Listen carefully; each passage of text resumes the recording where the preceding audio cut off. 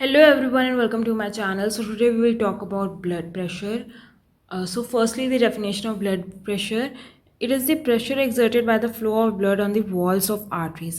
Arteries की walls पे जो भी lateral pressure लगता है blood flow होने की वजह से उसी को हम लोग ब्लड प्रेशर बोलते हैं. अब आर्टरीज क्या होती है? These are the part of your circulatory system are the blood vessels that bring oxygen rich blood from your heart to all of your body sales.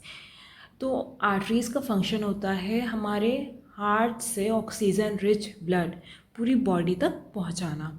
इनका और भी रोल होता है to distribute oxygen nutrients and hormones throughout your body. ये भी इनका एक role होता है. अब हम लोग ब्लड प्रेशर को मेज़र किस में करते हैं? तो हम लोग ब्लड प्रेशर को मिलीमीटर ऑफ मर्करी में मेज़र करते हैं. mmHg मिलीमीटर ऑफ मर्करी में हम लोग ब्लड प्रेशर को मेज़र करते हैं. और जो डिवाइस हम लोग यूज़ करते हैं ब्लड प्रेशर को मेज़र करने के लिए उसको हम लोग बोलते हैं स्फिग्मोमैनोमीटर. ये काफ़ी ज़्यादा इंपॉर्टेंट पॉइंट है. You have to remember this point और एग्ज़ाम में काफ़ी ज़्यादा पूछा भी जाता है. So blood pressure is expressed in terms of systolic pressure over diastolic pressure in the cardiac cycle. Systolic pressure को हम लोग upper pressure भी बोलते हैं, diastolic pressure को हम लोग lower pressure भी बोलते हैं. Systolic pressure क्या होता है? Maximum pressure during one heartbeat, उसे हम लोग systolic pressure बोलते हैं. और minimum pressure between two heart beats जिसे हम लोग डायस्टोलिक प्रेशर बोलते हैं. अब आप लोग सोच रहे हैं कार्डियक साइकिल क्या होती है? तो जो भी सीक्वेंस ऑफ इवेंट्स होते हैं हार्ट में from the beginning of one heart beat to the beginning of another heart beat, एक हार्ट बीट की शुरुआत से दूसरी हार्ट बीट की बिगनिंग की शुरुआत तक जो इवेंट्स होते हैं हमारे हार्ट में उसे हम लोग कार्डियक साइकिल के थ्रू रिप्रेजेंट करते हैं.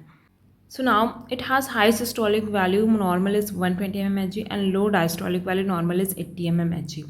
आप लोगों ने कभी भी अपना ब्लड प्रेशर मेज़र किया होगा तो नोटिस किया होगा सिस्टोलिक वैल्यू हमेशा ज़्यादा होती है और डायस्टोलिक वैल्यू हमेशा कम होती है. तो नॉर्मल रेंज जो सिस्टोलिक वैल्यू की होती है वो होती है 120 mmHg और नॉर्मल रेंज जो डायस्टोलिक वैल्यू की होती है वो होती है 80 mmHg.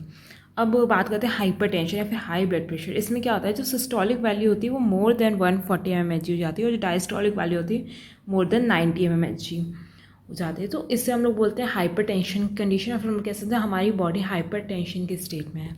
और अब बात करते हैं हाइपरटेंशन क्या होता है. फिर लो ब्लड प्रेशर. इसमें systolic value is below 110 mmHg और diastolic value is below 70 mmHg.